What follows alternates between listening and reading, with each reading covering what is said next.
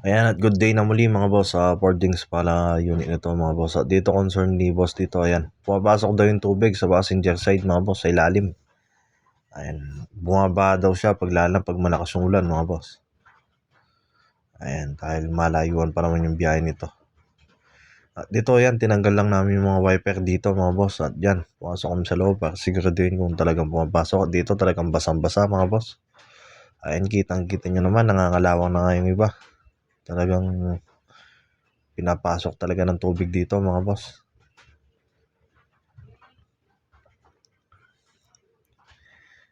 Dito mga boss, ayan, tinignan namin dito sa gilid at tinanggal ko yung gulong. Ayan, nakita namin tumumbak yung tumenga dito sa ano mga boss. Sa hindi ko alam tawag dito mga boss, ayan. Tinanggal ko rin yung cover na yan. At yan, nag-stay dyan yung mga dumi, lalo yung mga dahon mga boss. Ayan, tinanggal, syempre tanggalin yung mga clip na yan mga boss. Ayan, para mas maluwang, malinisan natin ng gusto to. Ito yung nagiging sanhi ng ano mga boss, pagbabara ng sa taas. Hindi na tuloy-tuloy yung flow ng tubig mga boss, yung agos. Hindi lumalabas. Gawa ng ito, ang dami nakabara mga boss.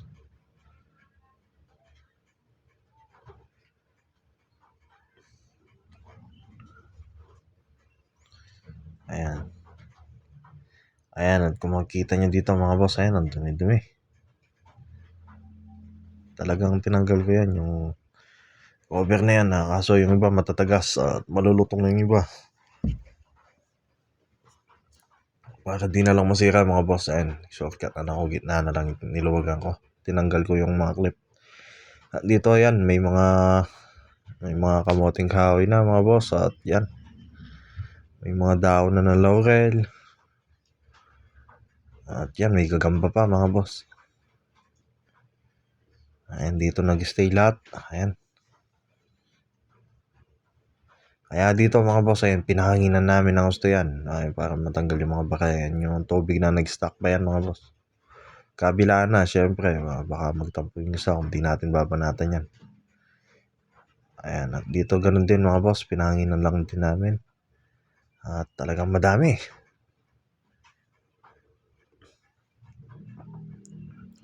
At dito yan, lupa-lupa na lang to mga boss. Ito pa yung nagiging sani. Kaya yan, kailangan pa din natin tanggalin yan. Mga lupa-lupa na yan. Kasi hindi na-flow na maayos yung tubig dito. Gawa na nakabakay yung lupa-lupa na yan. Sabi ko nga kay boss, semento na lang yung kulang. Ayan, makapagpatayo na siya ng ano. Bahay ng ano mga boss, aso. Yan, talagang dumi-dumi mga boss. Putik-putik na yan. May mga buto pa ng ano. Buto pa ng mangga. Buto ng malunggay.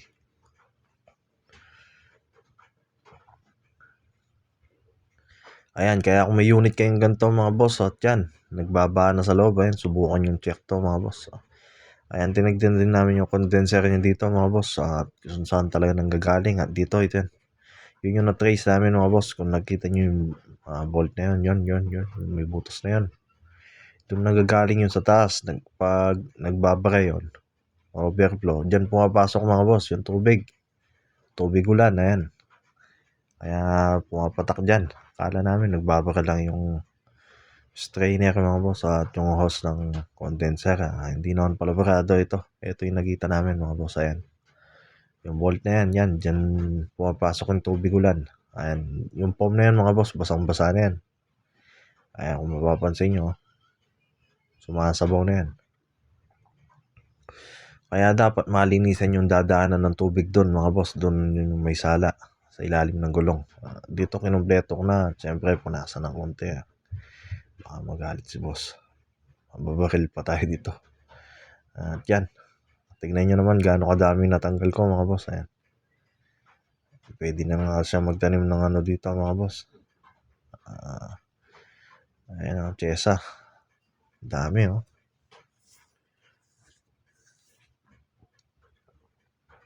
Ayan, nung nakumpleto ko na yun mga boss, syempre dito, bubusan natin at leak test natin. Kailangan talagang yung dadalo yan mga boss, walang baka yan.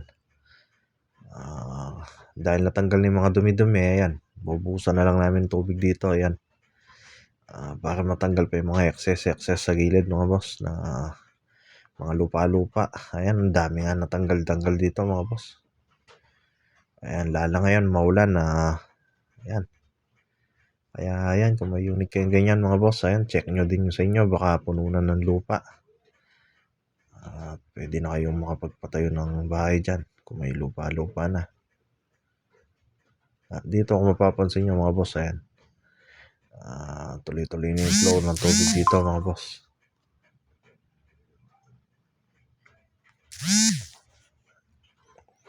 Siyempre, kailangan linisin natin ang gusto yan mga boss. Ayan. Para hindi na pamahayan ng mga daga-daga pa yan. Yan. Kaya yan, pwede nyo gayahin to mga boss. Kung may mga unit kayo nagbaba sa passenger side, sa driver side, ayan, baka check nyo sa inyo, baka dito. Barado na sa inyo mga boss. Puno na ng mga dahon-dahon. At yan, ganyan lang mga boss, oh. Linisin nyo lang. Kutkutin nyo lang. Yan, nung natapos na namin ni Ligtes, siyempre dito, kukompletuhin ko na mga boss. At ito yung mga natanggal ko mga boss, mga wiper, at saka yan, sa windshield. Ayan. Ano kung tawag dyan? Ayan, dami oh. Daming lupa-lupa, parang tayo ng kalabaw. At yan, fast forward na mga boss. Ayan, basic lang naman to. Kaya yan, pag mag-check kayo, yan, tanggalin nyo lang yan mga boss. Lahat ng mga nakasagapal dyan, ay para mas matestingan nyo ng gusto. Makikita nyo kung saan nagmumula.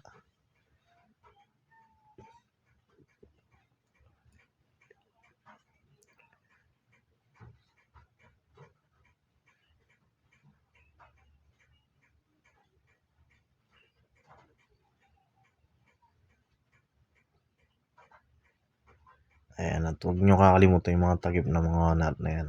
Mga bolt yan. Kasi kakalawangan yan.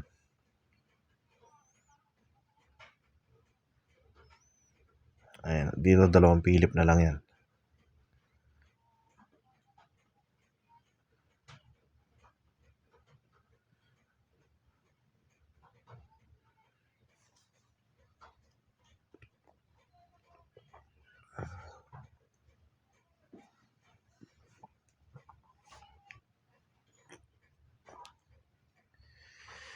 At saktong higpit lang mga boss kasi plastic lang yan. Lali lang. Yung panggiligitan. Ayan, at pag nahigpitan nyo na yun, lagyan nyo lang yung cover yung takip na plastic. Iwas kalawang.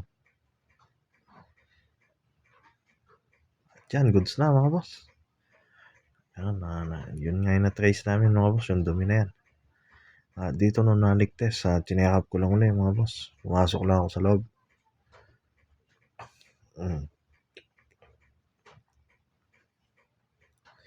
At syempre, pinasubok muna natin yung wiper niya mga boss. Baka hindi magkakatugma-tugma. At yan, balik lang natin yung mga clip na mga tinanggal natin dito mga boss. Ayan, nabawasan nga ng mga 2 kilos yung bigat na dinadala ng sasakyan na to. Ayan. At yun, sinekap ko lang dito kung may naglelik pa. Wala. Sa ngayon, wala pa yan.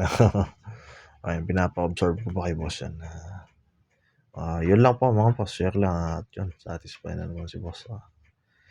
Yun lang po mga boss, share lang po. Salamat po sa panonood. Ingat po kayo.